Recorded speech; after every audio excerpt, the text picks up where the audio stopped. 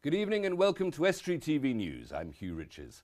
Tonight, 71 years after a Lancaster bomber crashed near North Theresby, a plaque is unveiled to commemorate the 9 crew members lost. And I'm joined in the studio by Trevor Bromby, inventor of the Bromverter, an instrument to convert imperial and metric measurements. Its time has come. But first, here's James Dunn with the news headlines.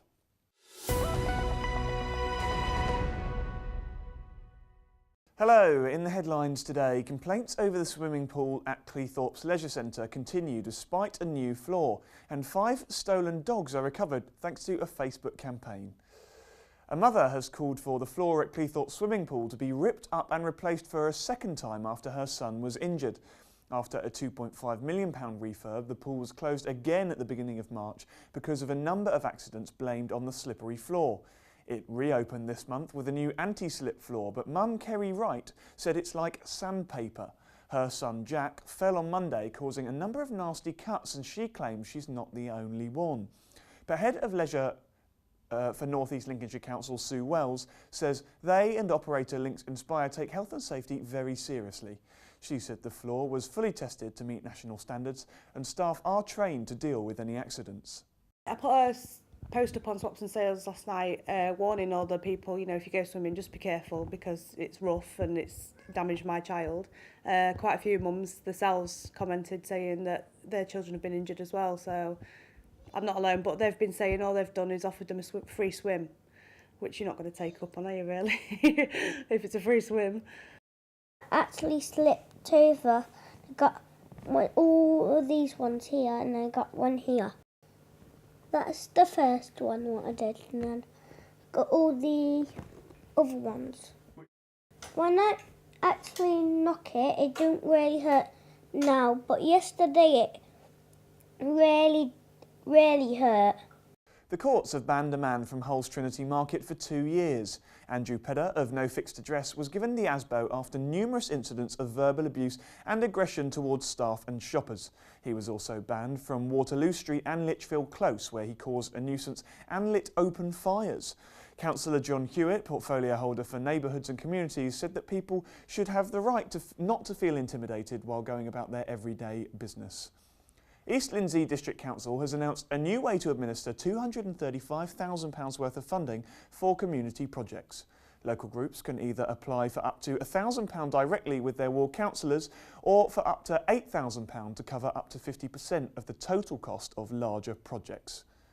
A new exhibition bringing to life the Grimsby men who fought in the First World War has welcomed hundreds through the door since opening at Freeman Street. The Your Country Needs Youth project received £48,000 from the National Lottery to engage young people in finding out about their ancestors. With the centenary of the First World War, they've spent the last 12 months looking at the lives of the Grimsby Chums, a local battalion. 50 people, including 30 16 to 25-year-olds, got involved, and they've given a total of more than 3,000 volunteer hours to make it happen. They've talked to relatives, recorded memories, digitally coloured in old photographs, and now the exhibition is finally open at Freeman Street Market. Well, we've been working on it for 12 months. We've engaged over 50 people, 30 of those young people. We've done over 3,000 volunteer hours. We've been researching, finding out about the chums, speaking to relatives, finding out about their ancestors, scanning in loads of photographs, doing lots of Photoshop jobs, colouring in black and white pictures, and just bringing them to life, really. And that's what today is all about, is showing everybody that these guys were just fantastic and that we should remember them. I'm absolutely amazed, to be quite honest with you. I think a lot of hard work's gone into setting this all up, and I'm loving the attention that it's been getting locally. I think it's great, I really do. I think it's really amazing. I can't believe all that they've achieved. I know it's the volunteers with children and young people, and I'm really looking forward to seeing the film today because of all these boards that they've done. I really didn't have any idea what really people went through in that time from this area, really. And that exhibition continues on Friday and Saturday. Finally, 5 chihuahuas stolen from a house in East Yorkshire last week have been recovered thanks to a social media appeal by police. The dogs were taken from a house in Lisset on Thursday, as well as an array of other expensive items. But on Friday evening, a man jogging in Warrington found 5 dogs abandoned down a farm track and took them home for food and water. A visiting friend told the man about the Facebook appeal and he contacted police straight away. The dogs have now been formally identified and the owners are looking forward to being reunited with their pets. That's all from me for now. I'll see you for the next bulletin. Goodbye.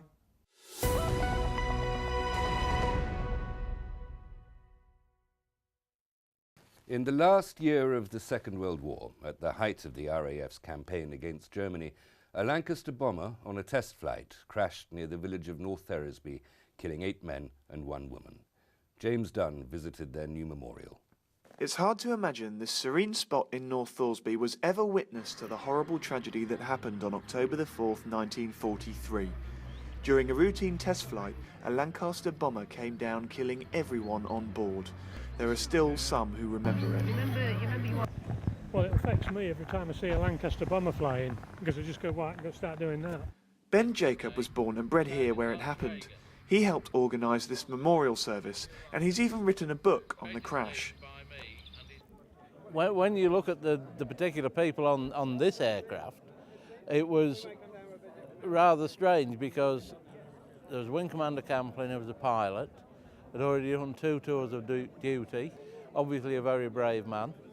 He had taken a posting as commander of the Lancaster Finishing School at Hemswell, a relatively safe position you would suspect. The flight engineer, Lance Reagan, had already done 1 tour of duty, was in line for promotion to be an officer, we understand. And again, we would expect to be a relatively safe posting. Then there was Second Officer Tanaya Whittle. She was the only air transport lady we understand to be killed in a Lancaster.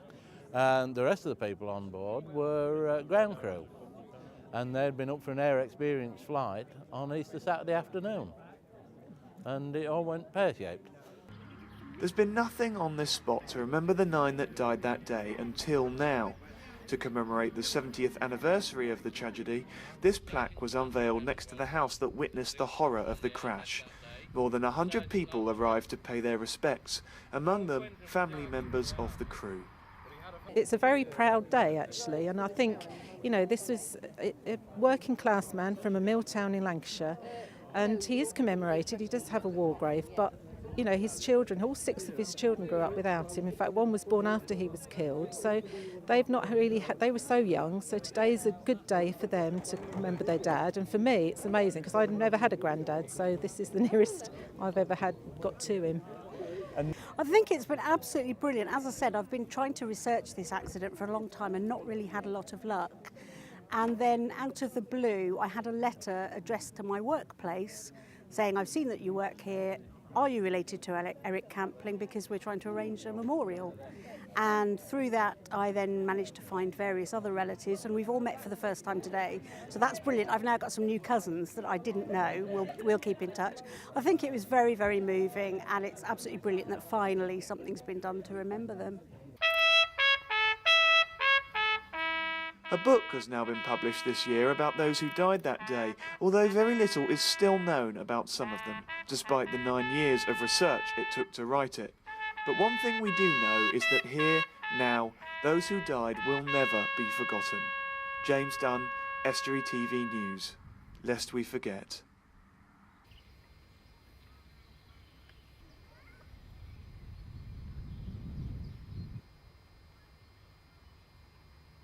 What's easier, multiplying by 10 or measuring by the length of your foot? Multiplying by 10, obviously, but some people insist in retaining leagues, hogsheads and cubits. Trevor Bromby has made peace between the metrics and the imperialists. Trevor, thank you for joining us. What have you invented here? What have you created? Well, I think that even now, for the last 30 years and the next 30 years, there's going to be confusion between different generations of imperial and metric measurements. So I took the time out to devise a simple method of looking from the left to the right or the right to the left and getting a perfect. So it's a conversion table between imperial and metric. Yeah. They've been around for a while, but your invention is different. What's different about your the Bromverter? Well, a lot of it, the conversions, will be in a book this big. Right. It'll be on the back page. You just get a great big sheet like this. It'll be on a jug. Yeah. And I think that it's a lot easier looking left to right than trying to make sense of something like that, which I can't. And it's invaluable for people on building sites. It gives the different size of drill bits, an eighth being 3mm, 3/4 being 19, so that a young person and an old person can converse and get them. And this is going to go on for the next 30 years until my time died out. Well, you reckon that imperial measurements are going to continue to be with us until, what, a generation born in the 50s I believe has so, departed? Yeah. Do you miss the imperial measurements? Do you think we should have kept them? I'm indifferent to it now because the metric is so simple, with everything being in tens. I mean, you've got things here like nobody in the metric world would know what an oz, a lub, a st, or a quart is. It's an ounce, a pound, a stone, and a hundredweight. Right. But I would know. A quart is a hundredweight, is it? CWT is a hundredweight. Okay. And so, apart from the conversions, I've put down what all these different things mean in measurement and in weight and liquid measures. The conversions for everything that is converting is on there. You don't have to carry a jug around where. There's an argument that the imperial measurements are more convenient. We should have just kept them because an inch is the length of the knuckle of your thumb, and a yard is a step, and I think a cubit is the distance from your finger to your elbow. Anyway, all the measurements are easily relatable because an average-sized man, it's bits of his body. A fathom is an arm span, isn't it? Yeah. Well, if I was going to buy something by the length, I'd take the biggest fella that I knew because I know that his arm would be longer than mine, and his thumb would be longer, and you just won't get an accurate measurement. Whereas you do with the metric, but until the imperial dies out, there's still going to be confusion between young and old. But there are still going to be some things forever imperial. I'm thinking of beer, pints. Pints, yeah. Well, that's not going to change, is it? Hopefully not, because I find it easier to drink a pint than a litre. Well, I don't know, it takes a little longer to drink a litre than a pint, perhaps. These are very convenient, and you've got a key ring size one as well. Yeah. You've written to the Secretary of State for Education about these. You want to put them in schools? Yeah. I did on the news that last autumn they were going to start bringing imperial back into the curriculum because they recognised the problem I recognised 2 years ago. And so I wrote to the Secretary of State for Education, and he wrote back to me and said, "What a good idea. Have you tried schools?" It was then that I lost interest in them until your programme came on, and I thought, I'm going to try them again. And hopefully somebody will see the value in these and everybody will be happy. Every school kid should have one. And everybody on the building site should have one. And the great value of it is it's a translation device because it's the old generation and the young generation, and there's a point at which they simply don't understand each other. You've had examples of this yourself? Yeah, I used to work in the building trade, and sometimes you're working 40 foot up on a scaffold and you shout down, I want 3 inches off this, and back, can I have it in metric? And it comes up wrong. And it gets lost in translation, and you either get a lump too big cut out or too small. And Trevor, thank you very much. Thank you for bringing on your converter. Thank you for having me. Absolutely lovely. That's all for today. If you have any stories for us, then please email news@estuary.tv, contact us via Twitter or Facebook, or give us a call on 01472 315561. Until tomorrow, goodbye.